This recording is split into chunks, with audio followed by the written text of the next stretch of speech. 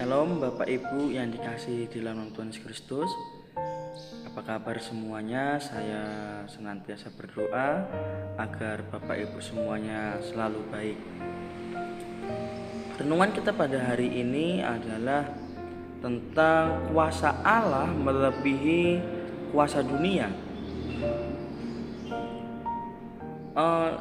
Tema kali ini memang akan membahas mengenai mengapa ada perbandingan antara kuasa Allah dengan kuasa dunia. Ini sama-sama berkuasa, tetapi kita sebagai orang percaya akan memilih mana yang benar, mana yang Tuhan inginkan untuk bisa kita pegang di dalam kehidupan kita.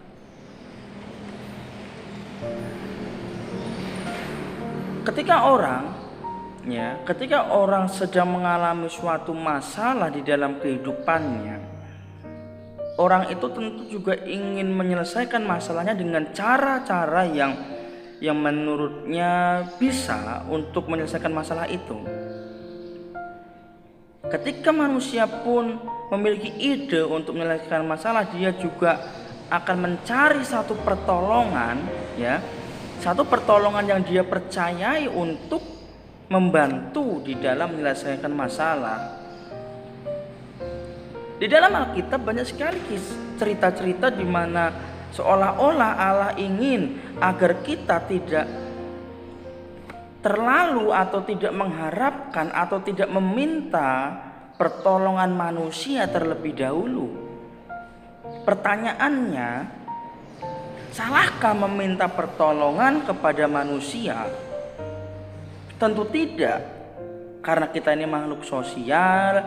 Kita juga perlu yang namanya istilahnya kita berhubungan lah dengan tetangga kita, teman kita. Kita menceritakan masalah kita, itu tidak salah.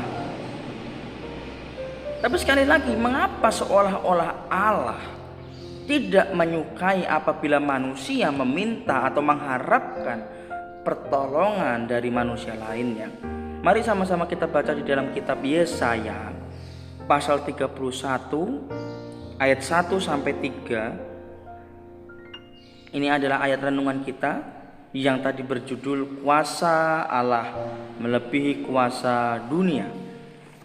Ayat 1. Celakalah orang-orang yang pergi ke Mesir minta pertolongan, yang mengandalkan kuda-kuda, yang percaya kepada keretanya yang begitu banyak, dan kepada pasukan berkuda yang begitu besar jumlahnya, tetapi tidak memandang kepada yang Maha Kudus Allah Israel dan tidak mencari Tuhan. Ayat 2. Akan tetapi dia yang bijaksana akan mendatangkan malapetaka dan tidak menarik firman-Nya. Ia akan bangkit melawan kaum penjahat dan melawan bala bantuan orang-orang zalim. Ayat 3. Sebab orang Mesir adalah manusia, bukan Allah, dan kuda-kuda mereka adalah makhluk yang lemah, bukan roh yang berkuasa. Apabila Tuhan mengacungkan tangannya, tergelincirlah yang membantu dan jatuhlah yang dibantu, dan mereka sekaliannya habis binasa bersama-sama. Di dalam hal ini, dari pertanyaan kita tadi, salahkah meminta pertolongan kepada manusia menurut Allah? Sesungguhnya yang Allah tidak sukai adalah ketika orang percaya melupakan Tuhan sebagai sandaran hidupnya. Kenapa? Pertama, Alkitab menjelaskan sebab orang Mesir adalah manusia, bukan Allah. Manusia adalah manusia. Saya dengan manusia yang lainnya sama. Berbeda mungkin dalam hal status sosial, latar belakang keluarga. Tetapi secara esensi manusia sama. Oleh karena itu Allah ingin menegaskan kepada kita semua, ketika kamu meminta bantuan kepada manusia, dia manusia. Dia bukan Allah. Dia bisa memberikan pertolongan yang terbatas.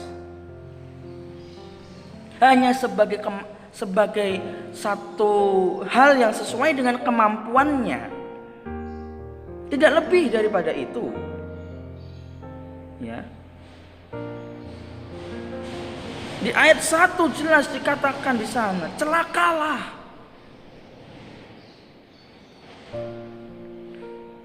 Mesir, ya.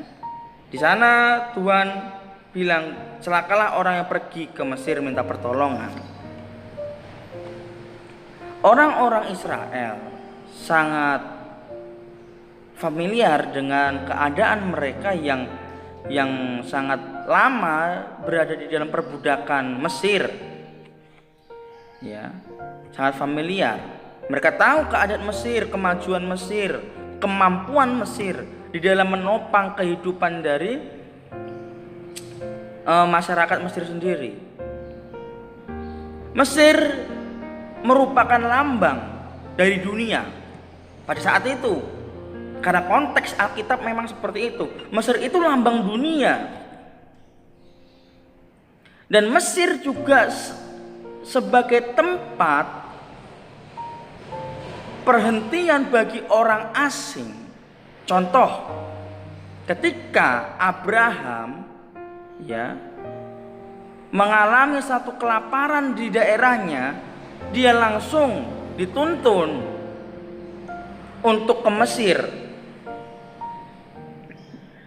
Sama juga ketika Yusuf dan Maria, waktu itu peristiwa Herodes ingin membunuh semua anak berusia 2 tahun ke bawah.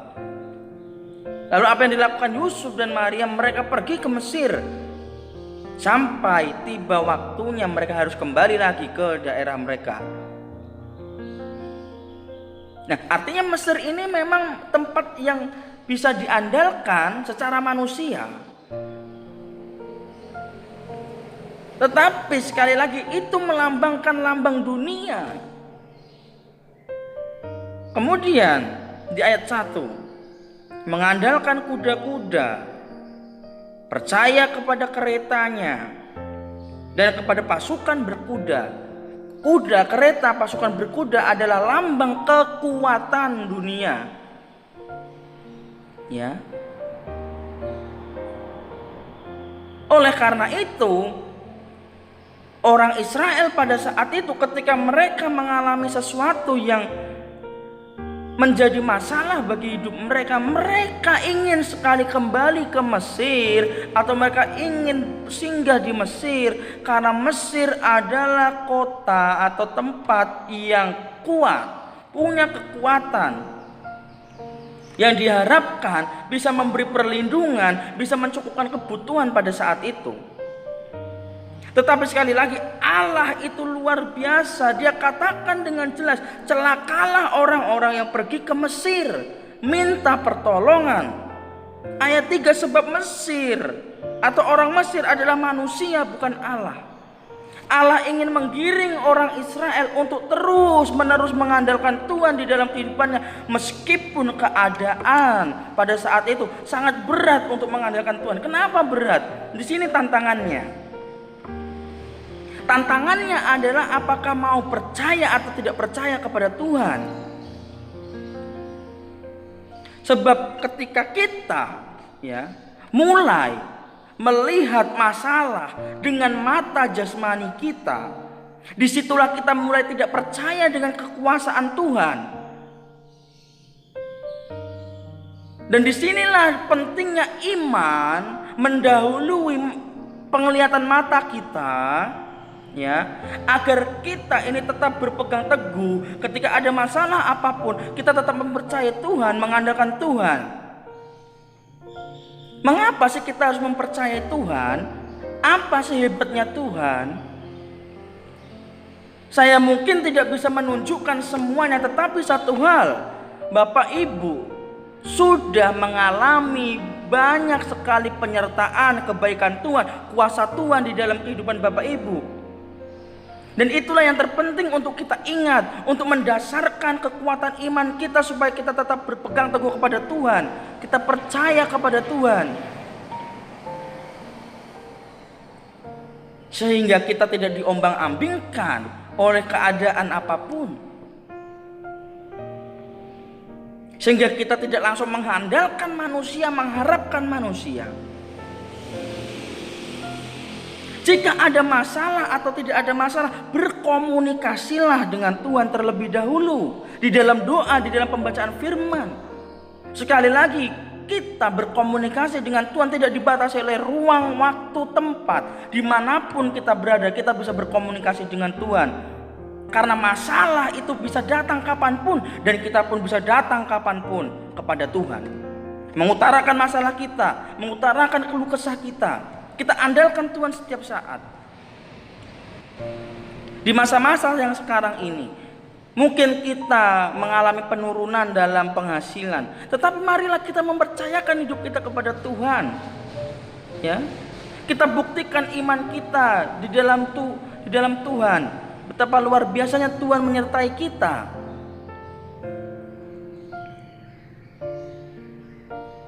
Kuncinya adalah percayalah kepada Tuhan dengan sepenuh hati, mengandalkan Tuhan. Tuhan adalah sumber kehidupan, dan kepadanya lah kita berharap. Sekali lagi, tantangan kita adalah percaya atau tidak percaya kepada Tuhan. Kita baca sama-sama di dalam Yeremia 17 ayat 5 dan 7. Beginilah firman Tuhan.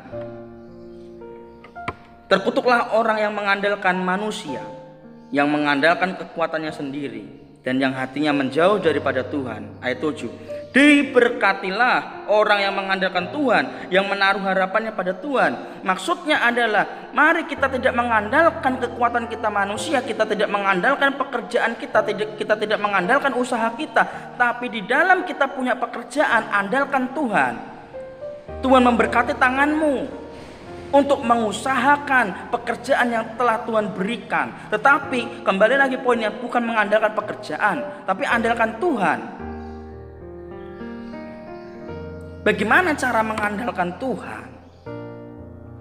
Ya, kita lakukan apa yang bisa kita kerjakan untuk memuliakan Tuhan, menyenangkan hati Tuhan, bukan untuk memuaskan keinginan kita.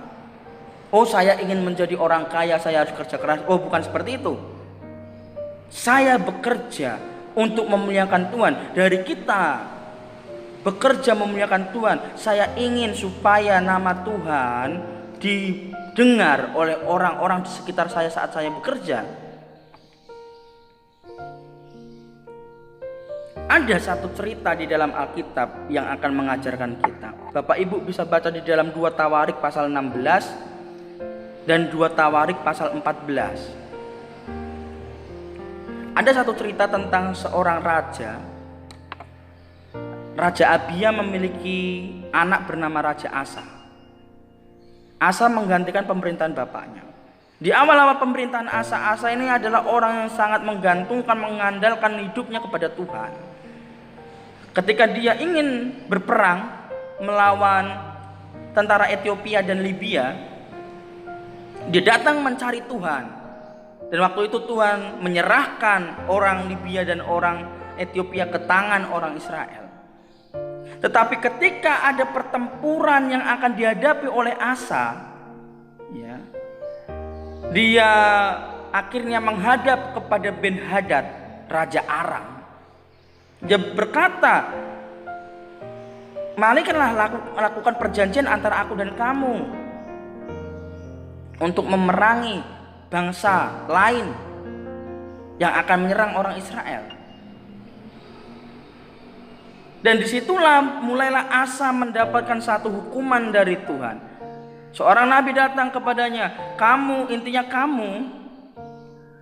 dulu mencari Allah saat menghadapi orang Ethiopia dan Libya, tetapi sekarang kamu justru meninggalkan Tuhan dan lebih memilih untuk mencari pertolongan kepada Raja Aram. Dan seketika itu keadaan Raja Asa semakin hari semakin kian tidak baik. Untuk lebih jelasnya Bapak Ibu bisa baca di dalam kitab yang saya sampaikan tadi. Tapi hal yang lebih penting sekali lagi, Alkitab mencatat Terkutuklah orang yang mengandalkan manusia. Diberkatilah orang yang mengandalkan Tuhan. Libatkan Tuhan dalam seluruh kehidupan Bapak Ibu, dalam pekerjaan, usaha, dalam rumah tangga dan semuanya. Kalaupun ada masalah, komunikasikan kepada Tuhan. Itu adalah situasi yang membuat Bapak Ibu percaya kepada Tuhan, diuji imannya untuk lebih lagi teguh berpegang kepada janji-janji Allah dan kepada firman-Nya. Amin.